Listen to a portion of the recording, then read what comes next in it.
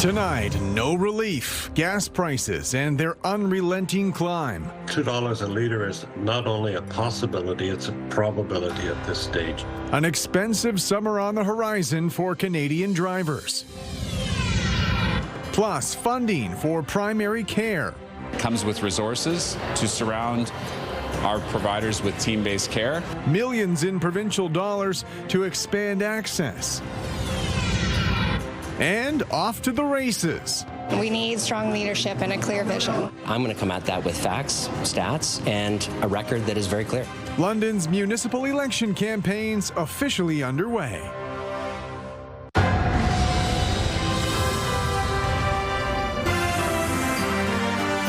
CTV News with Carlyle Fiset.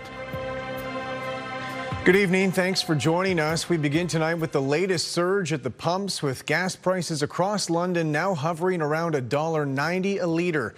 Uncertainty over the conflict in Iran and the ongoing blockade in the Strait of Hormuz are disrupting oil distribution, contributing to the price increases. The record high for London is almost $2 a litre, which we saw in spring 2022.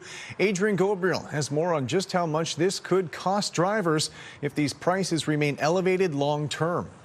With gas prices soaring, Canadians are feeling less than fulfilled at the pumps. It's ridiculous, to be honest. When you look at the price on the pump, what goes through your mind? I'm going to have to put my car away for a bit. What we're paying is a direct result as to what's going on in the Middle East. The war in Iran and the subsequent closure of the Strait of Hormuz, where 20% of the world's oil normally travels through, has sent prices peaking. I paid $170. CTV News crunched the numbers. An average size vehicle has about a 50-litre gas tank. Most Canadians fill up once per week. The cheapest national average for gas so far this year is about $1.22 per litre. Over a 12-month period, that would run you about $3,172 in gas per year. On the high end, the national average now sits at about $1.84 per litre. If the high price sticks around, it would cost an average of about $4,784 a year at the pumps. That's a difference of $1,612. I think it's going to get much higher. I see $2 a litre is not only a possibility, it's a probability at this stage. The potential increase has some drivers already cutting back on other expenses. You'd have to cut back on activities with your family. Yes, I'm going to have to, due to the fact that the gas prices are affecting us a lot. My meat consumption has gone down significantly, and for me, there needs to be an offset. Those watching the market say there's a belief that elevated prices could be the new normal for several more months. I can see this going to the end of the year. Merry Christmas. Analysts tell us that even if the Strait of Hormuz was reopened today, it would take at least 2 months before we see any meaningful decrease in the price here at the pumps. Adrian Gabriel, CTV News, Toronto. Local MPP Rob Flack has announced millions of provincial dollars for primary health care teams in our region, meant to expand access when there's a long list of people trying to find a family doctor. Brian Bicknell has more on what this funding is supposed to accomplish. With the expanding population across the region, it means more people needing access to primary care. 40,000 people have come to London and surrounding communities since the pandemic, and we're growing. Elgin Middlesex London MPP Rob Flack on Friday announced nearly $15 million funding to bolster primary health care teams across the Thames Valley Health Network. To make it easier for patients and families to connect to care closer to home. The funding means more than 33,000 patients will have access to primary health teams, including family doctors and nurse practitioners. Comes with resources to surround our providers with team-based care. So that's your dietitians, occupational therapists, nurses, and all these professionals who, as a team, are looking at the holistic service of folks in the community. The announcement coming at a time of critical need right across the province when it comes to accessing primary care. According to the Ontario Medical Association, as of last year, there were more than 2.5 million people in Ontario without a family doctor. At the end of the day, we don't have enough primary care physicians or nurse practitioners in Middlesex London right now to serve the number of people who are waiting. So the last updated information that we have and we know it's out of date is about 91,000 people waiting to be or looking to be attached to primary care. So the information that we have available to us is that there are about 8,000 people in our community that do not have a formal connection with a family physician or a nurse practitioner. And our target with this investment is to connect 8,000 people. The goal is to get those who need primary care connected within 1 year. Brian Bicknell, CTV News, St. Thomas. Good evening, I'm Rita Ismail. We're live inside the Spree stage here at the Grand Theatre, and it is opening night for Come From Away, an incredible musical, and tonight is the night. Now, if you're heading down here, you might need a light jacket because our temperatures are going to drop this evening. We are dealing with a low pressure system that is on its way out, and with that, we'll see a bit of cloud cover, some rainfall throughout the day today in Elgin County, but for the most part, London and Midwestern Ontario, we dodged the rain. It was a beautiful start to May in terms of sunshine, but we're sitting well below seasonal now. As we head into the weekend, we're expecting a lot of sunshine for tomorrow. Right now, 8 degrees. The winds are starting to pick up out of the west-northwest. They'll gust 20 to 40 kilometers per hour this evening, which will result in that temperature drop. We are under a frost advisory as well. Coming up a little later in the show, I'm going to be talking to the director of this musical that is actually opening up here tonight. So we'll have a little bit more for you a little later in the show. But for now, back to you, Carlyle. Thanks very much, Rita. If day one of the nomination period is any indication, Londoners could have plenty of choices on the ballot in this fall's municipal election. With more on a busy day at City Hall's elections office, here's Daryl Newcomb. A long line of familiar faces and first-time candidates filing nomination papers to run in the upcoming municipal election. Former councillor Roger Caranci is looking to return after more than a decade away from City Hall. I've been heavily involved in affordable housing, and I've seen what we can do as a city, and I've seen the pitfalls that we fall into, and I want to help. Caranci will be looking to topple incumbent Hadley McAllister in Ward 1, which after a boundary review will see the Old East Village added to the ward that runs along Hamilton Road. I've been really proud of what I've been able to accomplish over the last 4 years fighting for my ward. There's a lot of great things happening, but for me, I really want to see these things to the finish line. And a boundary change in North London will see the current Ward 7 councillor Corinne Rahman seeking election in Ward 5. There's more work to be done. And I think I bring a clear vision to the table for our city. Many first-time candidates hoping to connect with voters who may have a desire for change. It's time, a new candidate, and something new for politics. Not going to make promises that I can't keep.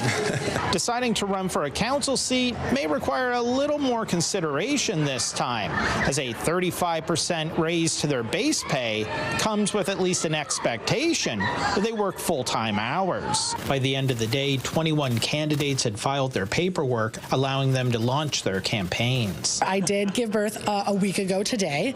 Little Alexander, he will absolutely, you will see me out on the campaign trail going on doors with my little helper strapped to my chest. He is very excited. He came early so I could file today. Candidates have until August 21st to file their nomination papers. Election day is October 26th.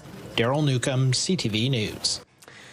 We have our first confirmed candidates for the mayor's office. There'll be debates, there'll be discussions, but I'm going to come at that with facts, stats, and a record that is very clear. I left the city to go to school and start my career, and when I came back, it wasn't the same city. Josh Morgan filed his nomination papers this afternoon, seeking the first re-election as London mayor in 20 years. Earlier in the day, Kirsten Crows launched her campaign, while John Fair has also entered the race. The level of services for what we're paying is just not where I think the value should be, and we don't have a clear vision. We need strong leadership and a clear vision. We got a record. That record is very clear. Someone can't stand here and tell you the city is less safe than it was 4 years ago because all the statistics show that our investments are working. Someone can't tell you we have less affordable and supportive housing than we had 4 years ago. A London woman was sentenced to 5.5 years in prison today for the stabbing death of her partner. With more from the London courthouse, here's Nick Paparella. It's sad. I know we're all still very angry, but I know no amount of time would bring back Terry. Emily Ketchigo misses her cousin Terry Albert Jr. every day, and she doesn't mind showing it. The court heard that in September of 2023, a verbal argument with his girlfriend turned deadly after Albert was stabbed twice at their Forbes Street address. Originally charged with second-degree murder, 37-year-old Christine Bishop eventually pled guilty to the lesser charge of manslaughter. As he handed down his sentence, Justice Kevin McHugh noted that both the victim and the accused were addicts and high on fentanyl on the day in question. Bishop fled the scene after the stabbing and was later located with a bloody paring knife, with the judge saying the defendant made no effort to assist the victim after having stabbed him and left the scene without alerting the authorities to the victim's need for what had to be medical attention. He then sentenced Bishop to 5.5 years. However, with credit for time already served, she has just over 1.5 years left, which angered members of the Albert family. Her being able to say she can rehabilitate and do all these things, Terry will never get to do that. Terry will never get to have kids. Terry will never get to see his nephew grow up, never get to come to family functions with us again. So he's never going to get that chance that she's going to get. Emily agreed with Justice McHugh when he told the court Mr. Albert's death has had a significant impact on the family unit. He was someone that just brightened up the room no matter what the situation was. He could make somebody just laugh. Nick Paparella, CTV News. In another courtroom, a 20-year-old man pleaded guilty today for his role in a fraternity house fire in North London. Emergency crews were called to the Pi Kappa Alpha frat house in December. 6 people were taken to hospital, one of them in critical condition. The court heard rubbing alcohol was poured onto an open fire during a party. Today, Bryson Donald pleaded guilty to criminal negligence causing bodily harm. His sentencing hearing is set for June 26th. A St. Thomas business is blazing a new trail system at the Yarmouth Yards Industrial Park. There you go. Markings on a tree show the way through the new route through a city-owned woodlot that's part of the industrial park. It's home to the new PowerCo EV battery gigafactory under construction. PowerCo workers were out today helping clear the path, which runs a little more than 1 kilometer long. It will connect with a network of paths and trails that run through the rest of the city.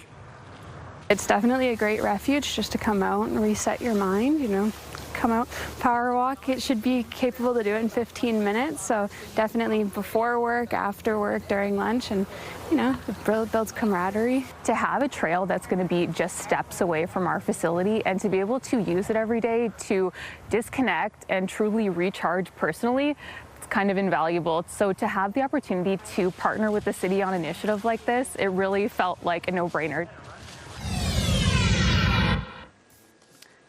It's opening night for the Grand Theatre's season finale. The Broadway hit musical Come From Away is hitting the Spreed stage. And for more, we're joined live by Rita Ismail from the Grand Theatre. Rita, over to you with a special guest. It's an exciting night here, that's for sure, Carlyle. I'm joined by the director of Come From Away, the musical, Julie Tomeno. Thank you so much for having us here. I always love being inside this space.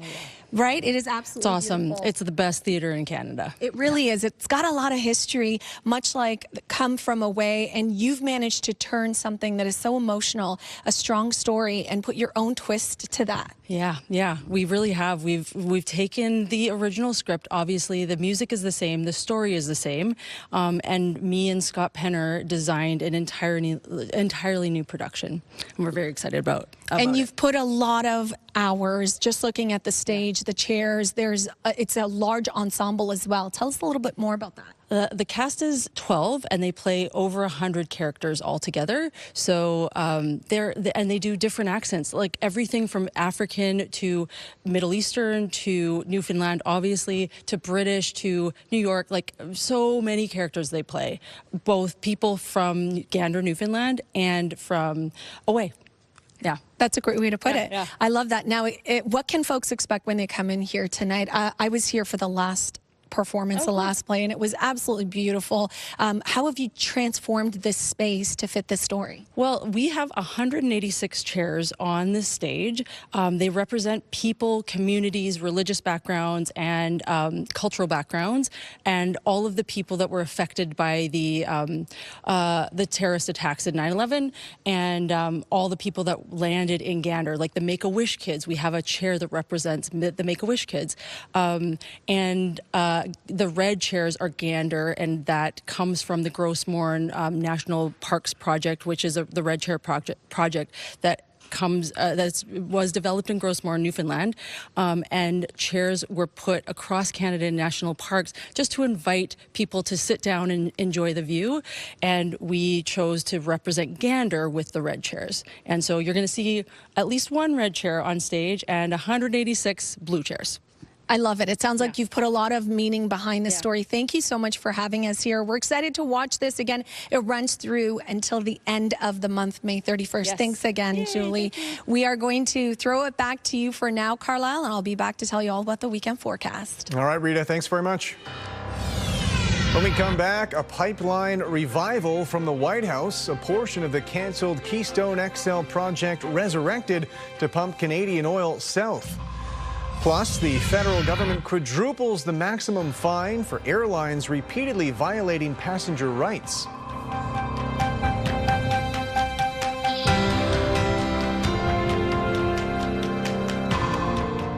Download the CTV News app and stay on top of local stories as they unfold. We begin tonight with Ontario's latest. Customize your feed and watch live wherever you are. CTVLondon.ca, your home for news.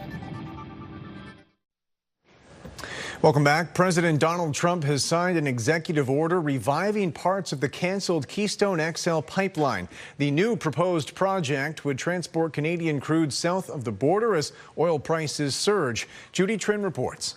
This is a presidential permit authorizing the Bridger pipeline. U.S. President Donald Trump approves a permit for the Bridger pipeline, a new take on a project scrapped by Joe Biden. Slightly different than the last administration. After years of pressure from environmental groups and Indigenous communities, the first Keystone pipeline was canceled in 2021. Now, under Trump, construction of the new pipeline would take a different route, running along the Montana-Saskatchewan border before a south turn towards Wyoming. The Bridger pipeline would connect the northern link owned by Alberta's South Bow Corporation to deliver much more crude oil to the Americans.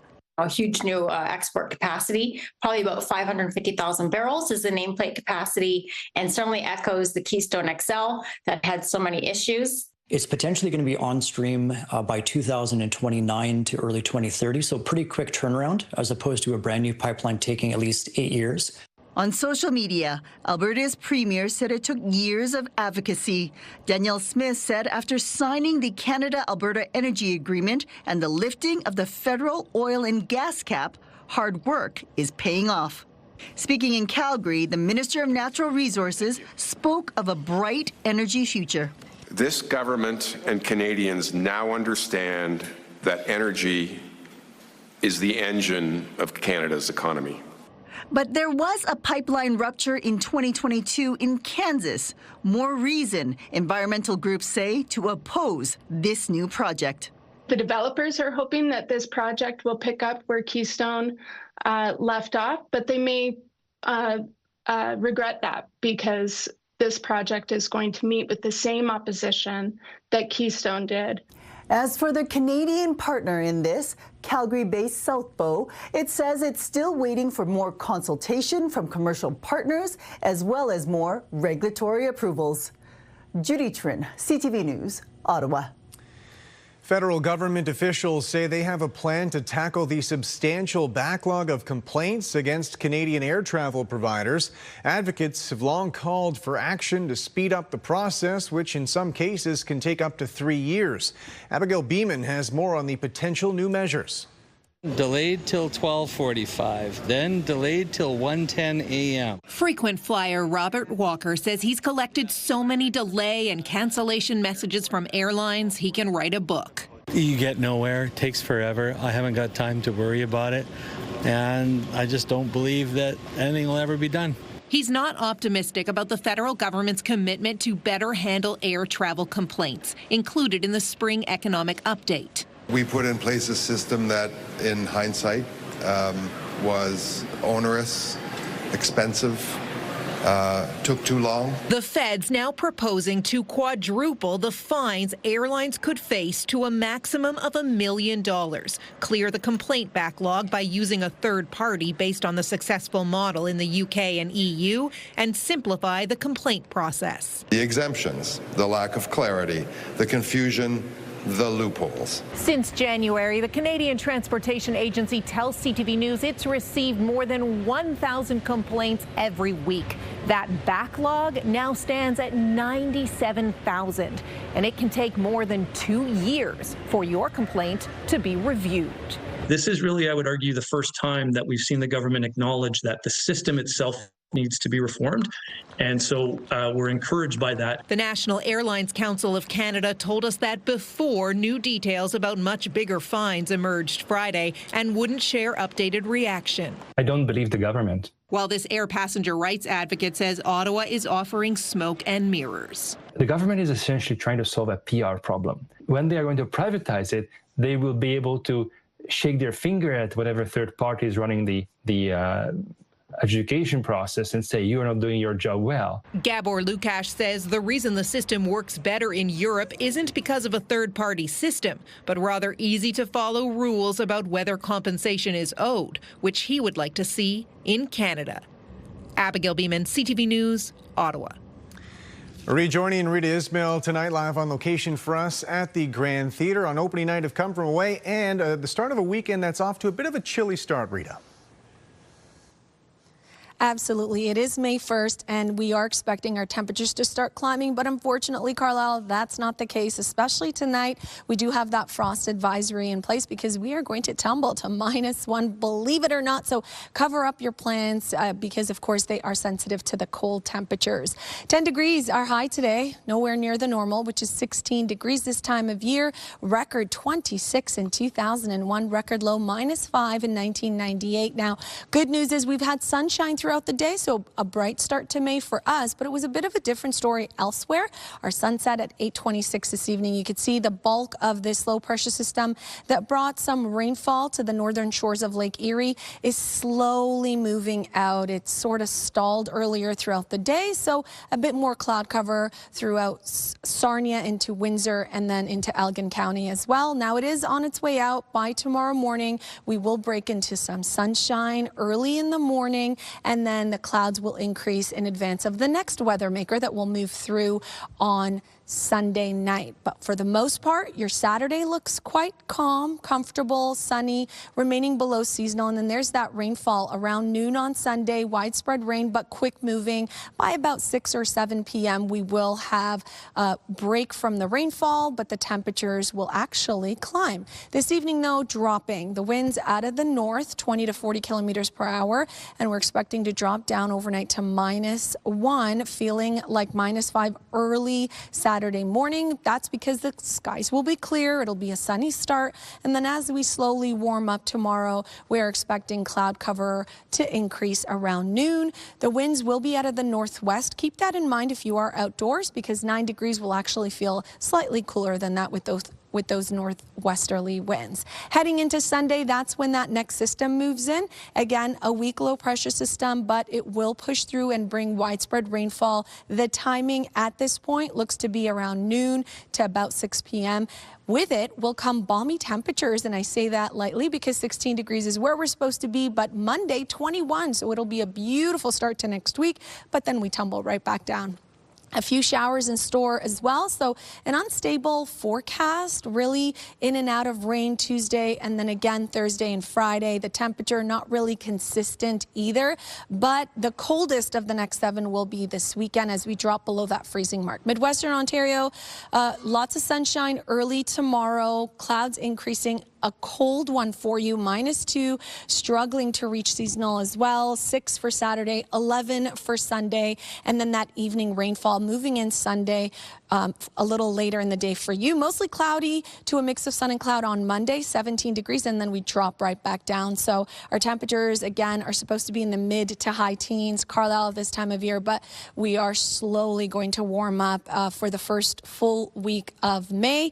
We are live inside the Spreet stage in just under about 30 minutes. Folks will start to filter in here. It is opening night for Come From Away, an incredible performance, a lot of hours put into building the stage and transforming the story that is so emotional. So I encourage you, buy tickets online, or you can even grab them at the box office. Come on down and support our Grand Theatre. Carlyle? All right, Rita, thanks very much.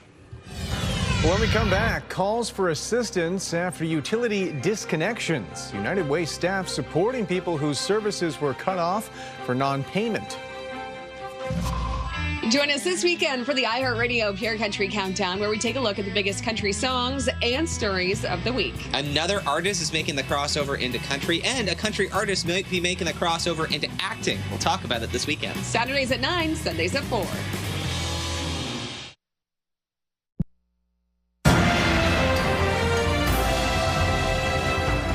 The moratorium ended today for winter utility disconnections. Ontario residents who have fallen behind on their bills can now have their services turned off. And as Scott Miller reports, that's led to a flood of calls to local utility assistance programs. Today, hundreds of Ontarians will be getting a letter in the mail saying their heat and or hydro will be disconnected because of non-payment. This absolutely happens. It's a regular practice. There is nothing to stop a utility company from disconnecting for non-payment between May 1st and November. The winter utility disconnection moratorium ends today, which means people have been calling the United Way of Grey Bruce's utility assistance program nonstop all this week. Our phone here at the United Way has been kind of ringing off the hook from people looking for further assistance. Many have already accessed the provincial LEAP program for 2026, but it hasn't been enough to negate the bill. Dobbins says the United Way of Bruce Grey spends nearly $250,000 each year helping people pay their utility bills. In the first few months of this year, more than $35,000 has already gone out the door. We look at what we're spending, so we've already spent about $17,000 more this year in this same time frame, so the first 4 months of 2026 versus what we spent in 25.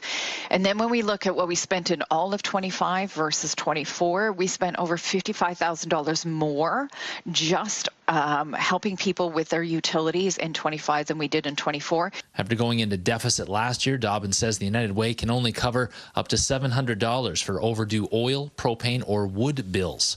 Provincial or utility-specific programs can cover overdue natural gas and electricity bills.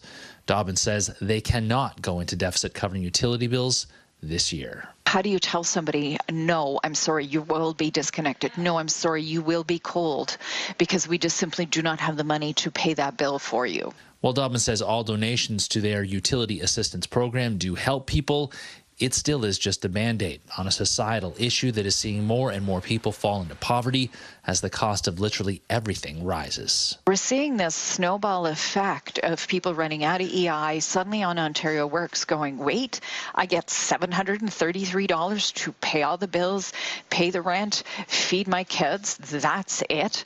And that's where they're at our doorstep in complete and utter crisis. In Grey Bruce, Scott Miller, CTV News. City officials in Stratford say the municipality will invest $15 million in a new community hub on the site of a former rail yard in the hopes more serious planning for the property's future can now begin. Jeff Pickle has the latest on the Grand Trunk Revitalization Project. It's a large 18-acre parcel near the center of Stratford that has sat nearly empty for decades. But after a council meeting this week, the city says they're taking concrete steps to get work started at the Grand Trunk site. And Monday night was really around making some commitments, some key commitments. The first commitment was committing some dollars to the process, really around the community facility. The city pledging $15 million for a shared community facility to be used by the YMCA and the Stratford Public Library. And that really lets us take our partners and move the project from a high-level thinking strategy to now let's deep dive, really look at design, really look at functionality and operational pieces of this project and move it along. They anticipate this part of the project will cost up to $55 million, with the rest of the money coming from the Y, the library, and upper levels of government. According to Mayor Martin Ritzma, this is the start of a multi-phased approach that will eventually see the entire property revitalized. The old saying, how do you eat an elephant? One small bite at a time. And that $15 million represents a commitment to a small, another step in that, in this whole project. Many in the community, including local architect Robert Ritz, have developed plans for the building. Mayor Ritzma says they are not at that point just yet. And we've had some amazing proposals come forward, which, when the time comes forward for that, us go out to developers, those ideas, those plans can be brought forward. We respect them all. The city says the $15 million investment is a key to kickstarting this project, but they say another major priority will be bringing the provincial and federal governments on board. This $15 million will send, I think it does two things. One, it sends a message to the feds and the province that, yeah, we want a partner, and they'd like to see money in the game, skin in the game. But also, I think that overarching kind of plan sends a message to developers, yes, this is our vision. And are you in? Along with the funding, the city will also start on a parking plan and will make inquiries with developers. There are still no timelines for when construction will begin. Jeff Pickle, CTV News, Stratford. Canada's main stock index finished in negative territory to end the week, weighed down by losses in the energy sector. The TSX lost 73 points. In New York, the Dow fell 153. The Nasdaq gained 222. The Canadian dollar closed the week with a quarter-cent gain. On commodity markets, gold is up almost $15 an ounce. Oil is down $3.13 a barrel. When we come back, celebrating London's bicentennial, we look at the city's best-known historic site. Welcome back. We're taking a look tonight at what many historians agree is London's most significant historic site. Insulin was conceived at Banting House more than a century ago, forever changing diabetes treatment around the world. Sean Irvin has more on this latest installment of London 200.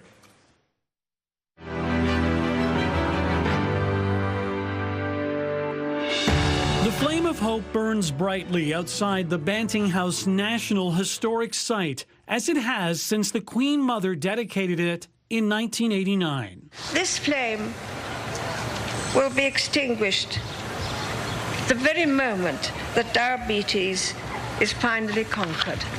But until that day, the control for diabetes shall be revered. For the discovery of insulin, your life expectancy is about 6 months to 2 years. There are no ifs, no ands, no buts. But on October 31st, 1920, inside a second-floor bedroom of this home at Queen's in Adelaide, a fledgling doctor awoke with an idea that would save the lives of millions.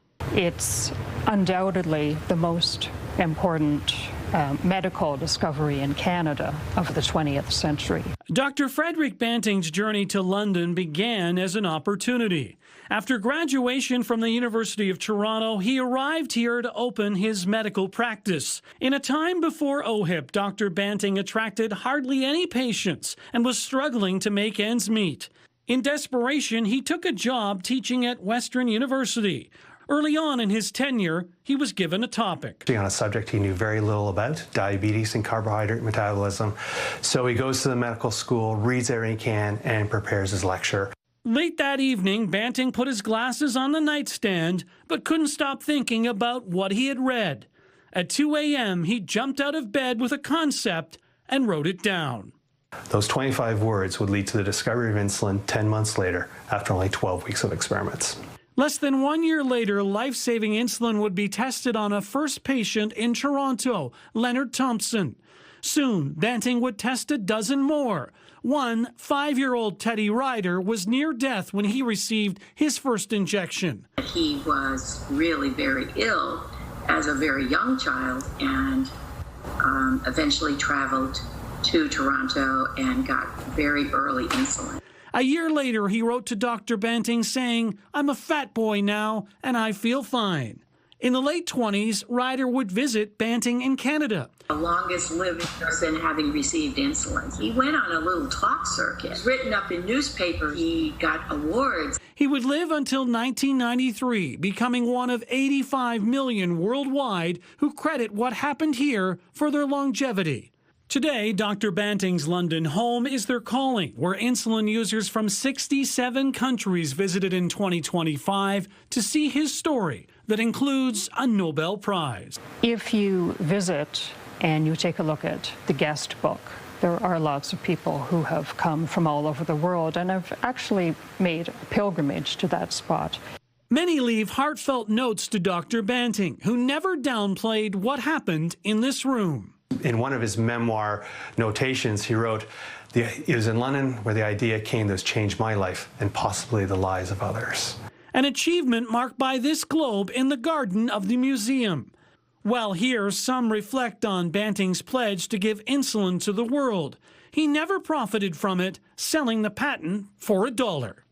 The phrase often you see banter around is, insulin belongs to the world, not to me. The selfless gift speaks to Banting's personal legacy.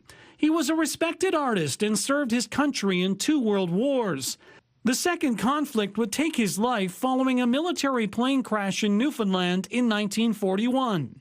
In death came printed tributes that mentioned London and the moment that occurred here that changed the world. Treating diabetes would almost today be on the same level as curing cancer. Imagine a London doctor developed a cure for cancer. That's the same impact. For Banting to be a person, that's someone who's our hero and our savior. If I were across the world, I think I'd definitely at some point in my life make a trip here, pay tribute and make sure I kind of show my respect to the man who saved our lives. Insulin is Canada's gift to the world, and it started right here in London. Sean Irvin, CTV News. Monday on CTV News, the provincial inquest into the death of Justin Barraza gets underway. The Sarnia man fatally shot by London police on Richmond Row in 2021. That's Monday on CTV News at 6. Tonight's weather snapshot sent in from our viewer Stephen. The tulips in full bloom at Centennial Park in Sarnia. Thanks so much for sharing. Cover your outdoor plans tonight. We do have a frost advisory in place as our temperatures drop below the freezing mark overnight. We will wake up to sunshine Saturday, but clouds will roll in Sunday as we are expecting some showers Sunday afternoon.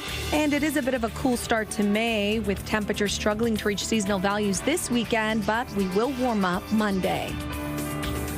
American senators have rejected a measure to restrict President Donald Trump's war powers by requiring congressional approval.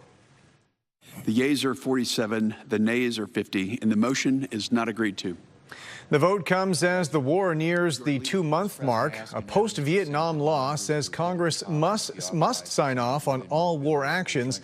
However, some Republican lawmakers are insisting the president can unilaterally extend U.S. military involvement by another 30 days, while others are arguing ongoing ceasefire days don't count toward that total. Meanwhile, President Trump says he may pull American troops out of Italy and Spain after previously threatening to pull U.S. troops from Germany over their refusal to support the war in Iran. Yeah, probably. Yeah, I probably will. Why should I? Look, why shouldn't I? Italy has not been of any help to us, and Spain has been horrible. Trump threatened Germany after the German chancellor said Iran was humiliating America. Spain's prime minister has criticized the war against Iran from the outset, while Italian officials recently refused the U.S. use of an airbase in Sicily. Trump also criticized NATO allies for not sending their navies to help reopen the Strait of Hormuz. With the World Cup a little more than a month away, CTV News is profiling some of the key faces on Canada's squad. Defender Alistair Johnston has earned more than 50 caps for his country while becoming a star in Scotland. With more on his story, here's Omar Sachdina.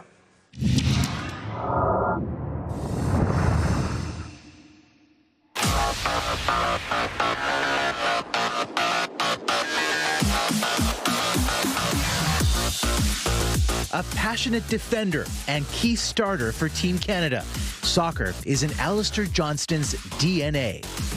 You know, the Premier League games that would come on at 7 a.m. or rushing home from school on a Tuesday and Wednesday to catch the Champions League games, that's kind of like some of my fondest memories growing up. A love of the game passed on by his father, Bill. What sort of influence did he have on your upbringing? It was just something that was instilled in us from such a young age, going out in the backyard, playing all together as a family. It's something that, you know, some of the moments that I cherish most of my childhood. That passion has propelled him into pro leagues. Johnston's breakout year with CF Montreal in 2022 got him noticed by Scottish soccer giant Celtic, his current club, where he says he had to grow quickly. You get dropped into a fishbowl like Glasgow and you're playing for one of the two biggest teams there.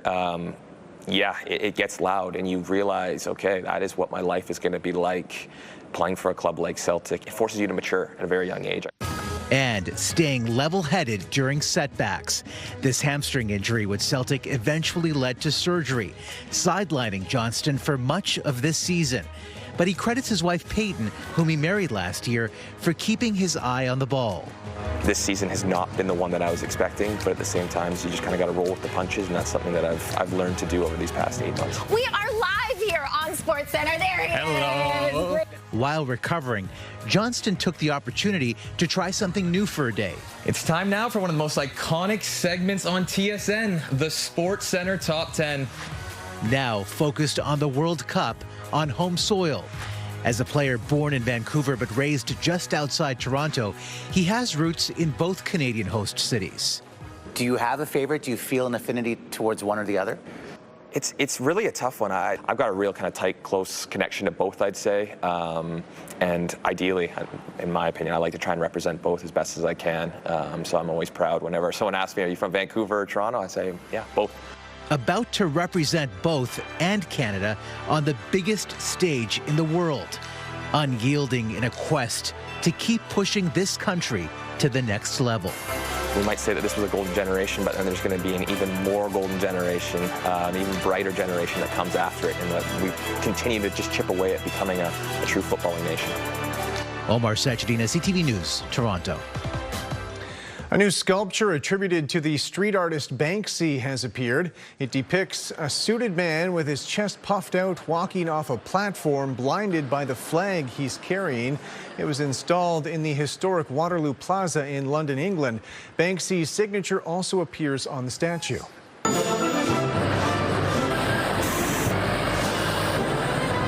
And this video was posted online appearing to show the statue being placed in the plaza. Weekend Spotlight, Saturdays, 8 a.m. This Saturday, music, water, food, and thrifting. That's right, we have award-winning singer-songwriter Genevieve Fisher popping in. There's a great water event being put on by the Upper Thames Conservation Authority. Tahiti's a great London success story. We'll find out more. And Goodwill Industries will talk about a great worn and torn program. That's 8 a.m. Saturday. Finally tonight, a young boy who lost his ability to walk getting back on his feet. Alexandra Hollick has more on the robotic solution developed in southwestern Ontario. Good job, Mateo. 7-year-old Mateo Vandermeer is putting his best foot forward, thanks to a helping hand from a robot. With the Trexo, we saw him take his first steps again. The exoskeleton was created by Trexo Robotics, a Mississauga-based company started by a pair of University of Waterloo graduates. The device helps children with mobility impairments build strength, one step at a time. Every time that he walks is one step forward for him, hopefully being able to take some steps on his own. Mateo was born with a severe heart condition. Growing up, he required frequent checkups, which at times could be invasive. At just 4 years old, Mateo suffered a medical complication, losing movement in his arms and legs. It was a really tough moment for us as a family, but we persevered, and since then, Mateo has continued to defy expectations. So let's go a little bit easier. To keep Mateo moving forward, his family hopes to purchase his own custom Trexo, but the high tech comes with a hefty price tag. So they started a GoFundMe to raise $45,000. We're only $7K away from our goal of $45K to have Mateo have his own Trexo home here and be able to practice every day. Higher, higher. Mateo's parents say they're grateful for the support they've received so far and the community they've found over the last few years. It truly does take a village. It would be impossible if we were just on our own. I wouldn't even want to think about what that would look like. And they hope that by sharing Mateo's story, they'll be able to educate others while making big strides in Mateo's road to regaining mobility. You will know that it's going towards a little boy that is joyful and beautiful and deserves the opportunity to walk again. Alexandra Hollick, CTV News, Guelph. That's it for us. Thanks for watching. For your latest local headlines, you can always head to our website. For all of us at CTV News London, I'm Carlyle Fiset. Have a great weekend.